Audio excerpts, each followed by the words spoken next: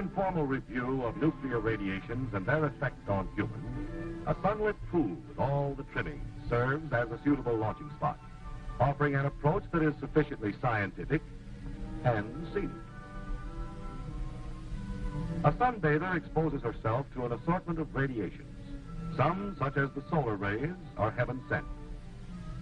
Others are nuclear, the same as those which come from an atomic burst, and they're bombarding her from all sides. From the sky in the form of cosmic rays, from radon, a material in the atmosphere, from radioactive uranium found in the water which she just left, and in the earth on which she now lies. They aren't powerful enough to bother our bather. They're less of a hazard than the rays of the sun, which, if carelessly taken, can become too much of a good thing. With all radiations, nuclear and otherwise, it depends on the duration and intensity of the exposure. Nuclear radiations have their novel way of causing injury, but it's neither mysterious nor inescapable. Radioactivity, as represented by the ball, causes electrons to be ejected from their atoms. It's an offensive move based on ionization. Ionization disrupts the structure of atoms of which all living matter is composed. An atom is part of a molecule, and molecules are parts of the cell. The cell is the structural and functional unit of all living matter, a tiny machine with a basic job to do. Cells operating with thousands of other cells of various shapes and performing special chores make up tissues and organs. Organs are departments in a complex factory, the human body, which is engaged in the manufacture of an important product, life. An atom then seems unimportant and infinitesimal, a tiny cog on a small wheel in a miniature machine which, if multiplied millions of times, forms the going concern that is you. But if enough of the cogs are broken through ionizing radiation, the gears grind, the machines falter and stop, the factory shuts down. Each of the 4 kinds of missiles discharged by radioactive substances has its own ballistic behavior.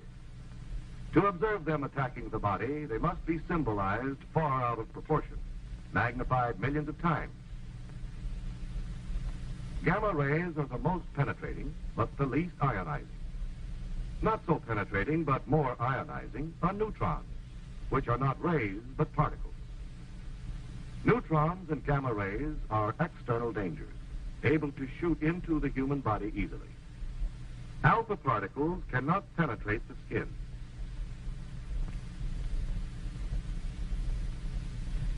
Beta particles can cause surface burns if the assault is sufficiently concentrated and sustained. Both are able to gain entry through the eating and breathing of radioactive matter or via breaks in the skin. Once inside, this so-called hot stuff takes up residence in various parts of the body, giving off highly ionizing alpha and beta particles. And how long does this radio rat race go on? The body will succeed in casting off some of this material, but it is a long, slow process. There's no effective method for dislodging the stuff. No known way of neutralizing or destroying it. There is no method of hastening its half-life, which is the time required for 50% of the substance to decay. With some substances, it is a matter of less than a second. But if you had some plutonium inside you, you wouldn't make any plans to celebrate the event. Plutonium's half-life is 24,000 years. The various kinds of cells which make up the parts of the body differ in their vulnerability to radiation. Most sensitive are lymph cells, such as those found in the tonsils. Next is bone marrow, which manufactures red and white blood cells. Then the sex cells, followed by tendons and cartilage, as in the nose. Muscles and nerves, the toughest of all. In general, cells which reproduce rapidly and whose efficient functioning depends on that ability are most affected. radiation halts their reproduction, which is a simple process of one cell dividing into two. This destructiveness has been harnessed and put to work in the radium treatment of cancer, which consists of cells that have gone wild and multiplied too fast.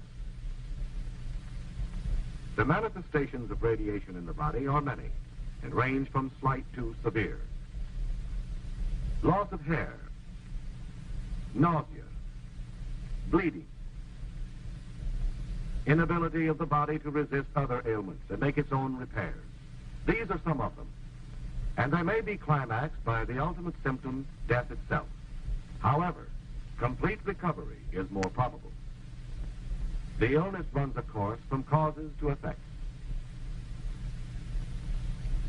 Much of the mystery surrounding it is maintained by the general public, which is determined to regard radioactivity as potent and irresistible as the evil spirits of the Indians. This can be partly explained by man's fear of dangers he cannot sense, a fear fanned into widespread misunderstanding by sensational speculation on what radiations can do. Radioactivity is dangerous, but to say that it's deadly, period, is as misleading as giving a flat answer to the question, how high is up?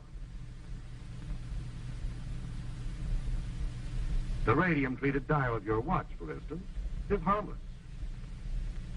Nuclear emanations became a threat when man isolated such hot stuff as radium and worked intimately with it, broadening its scientific, medical, and industrial use. A threat, however, that has been effectively controlled through observing caution.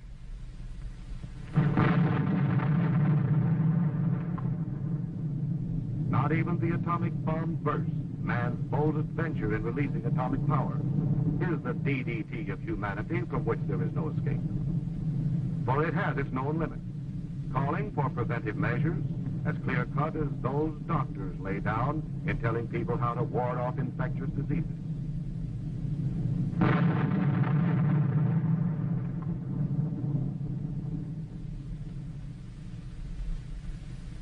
The first and obvious one is, be someplace else when it happens. Distance lends considerable enchantment to an A burst. But under some conditions, that's a hard rule to follow.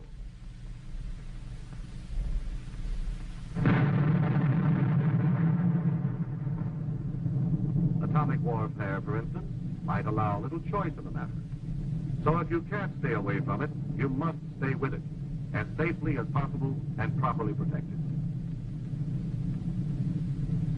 Proper protection is based on what we know about the penetration of gamma rays and neutrons. The ability of a shielding material to stop them is expressed in half thickness, the thickness necessary to reduce the radiation's intensity 1/2. In dealing with gamma rays, the half thickness of a very dense material like steel is 1 inch. That of concrete, less dense, is 3 inches, while 12 inches of wood, which is quite porous, is required. Against neutrons, the density of a material is not so important as its ability to slow down and capture the particles. Concrete, earth, and water furnish good shielding. The best shelters, then, against the gamma and neutron bombardment released by an atomic explosion are strong, reinforced structures.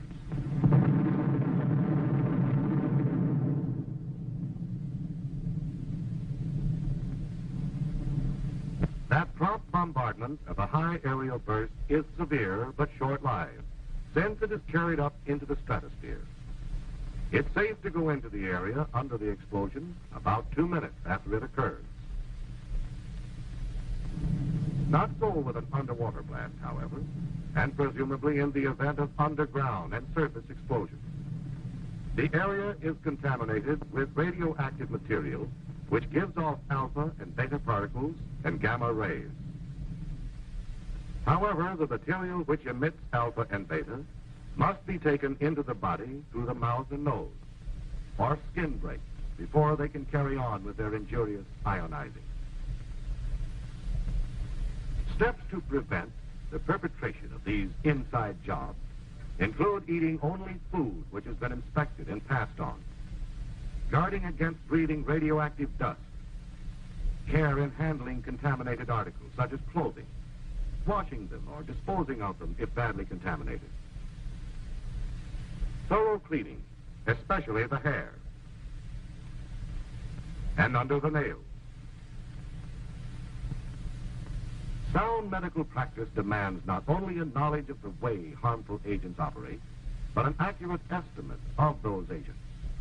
Radioactivity is detected by various instruments, such as this Geiger counter and pocket chamber. They have as their unit of measurement the Röntgen, or fractions thereof.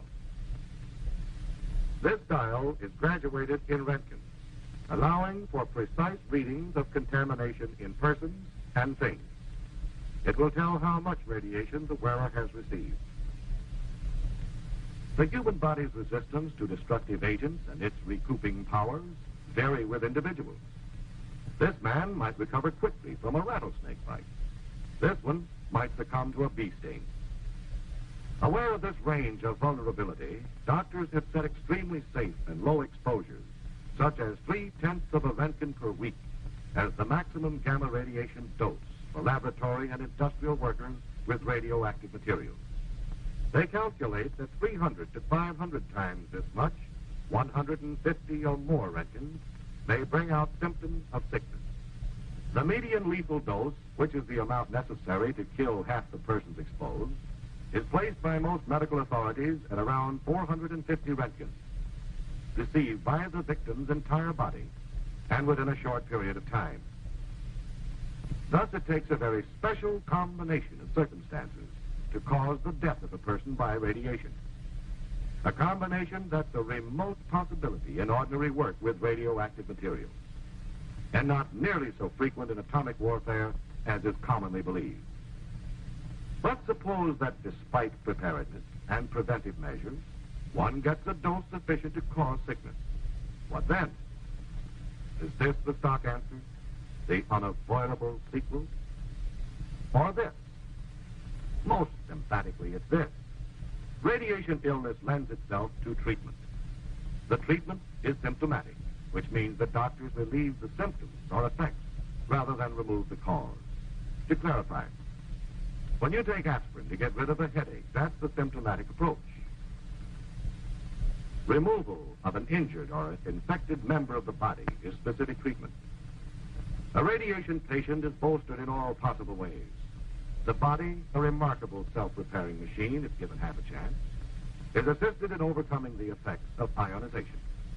For example, if the patient's supply of red blood cells is down, he is given a transfusion of whole blood.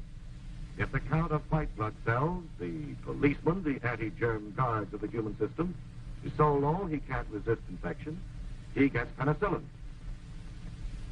Medical researchers are constantly seeking to supplement symptomatic with specific therapy. The atomic bombing of Hiroshima and Nagasaki took the Japanese completely by surprise. Their medical facilities were pretty well knocked out. Nevertheless, an impressive share of radiation patients recovered, and it's estimated that good medical care might have reduced fatalities considerably. The Japanese didn't have that kind of care, yet the deaths attributed to the bomb's radioactivity made up a small part of the total, about 15%. It is reasonably assumed, though, that many who were killed by the bomb's other destructive forces sustained radiation doses that would ultimately have proved fatal. In short, they were burned and beaten into oblivion before they had a chance to die from radiation, which puts the finger squarely upon one of the major fallacies in the public attitude toward atomic weapons. It's the fallacy of devoting 85% of one's worrying capacity to an agent that constitutes only about 15% of an atomic bomb's destroying potential. And that's unsound. Doesn't fit. If you must worry, concentrate on the blast effect of an A-bomb. It's prompt and devastating. It causes a gigantic rearrangement of things, a complete change of scenery, and means sudden death to those who chance to be in the way when it's happening. Don't forget the fires that follow. Consider the flash heat, which changes the complexion of all that it strikes. Bear in mind always that blast and heat are an A-bomb's most powerful weapon, that their lethal range is greater and their effects much quicker than the radiation. Blast and heat are hazards that warrant concern but not panic, because they aren't new or novel. They're the same forces of World War II's conventional bombing, which some of you may have experienced. And you did all right. You're here.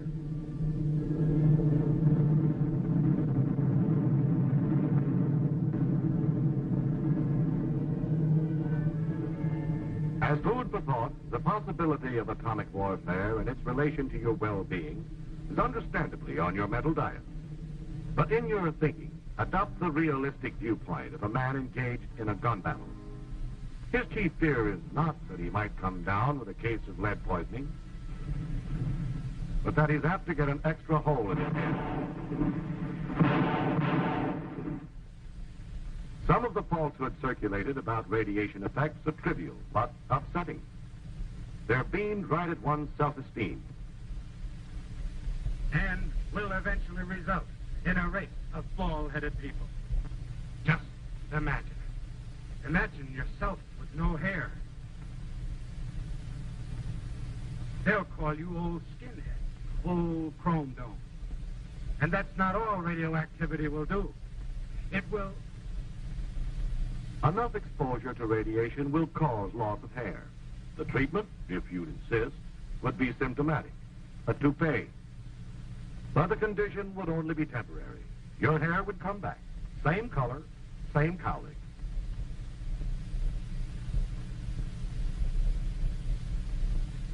A fear that is grossly built up in popular print is that radiation will cause impotence, which is the mechanical inability of a man to fulfill his sexual role. That fear won't stand examination.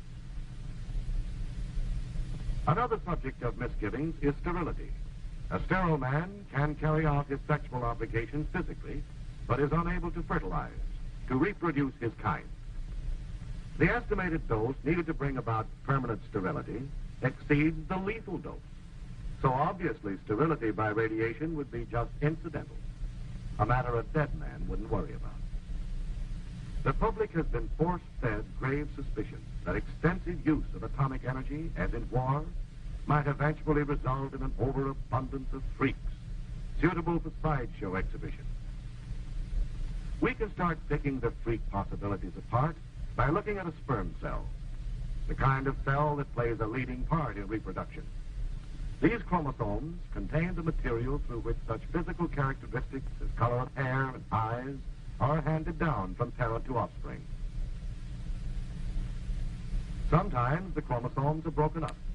This upsets the heredity controlling material when the cell divides, and the result may be a mutation, a variation from the parent. It occurs naturally and may also be brought about by radiation. But radiations can't produce any new kinds of mutations. They can only increase the natural rate. Is the increase enough to stew about? No.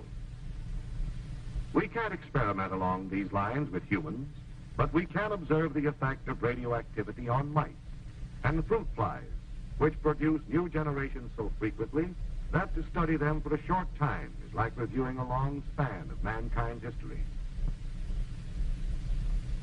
These are the probabilities, and they aren't important enough to lose any sleep over. Besides, a mutation can be a good variation, an improvement over the parent. If you'll be honest with yourself, face the facts, you'll probably realize that your principal worry ought to be that your offspring will look just like you.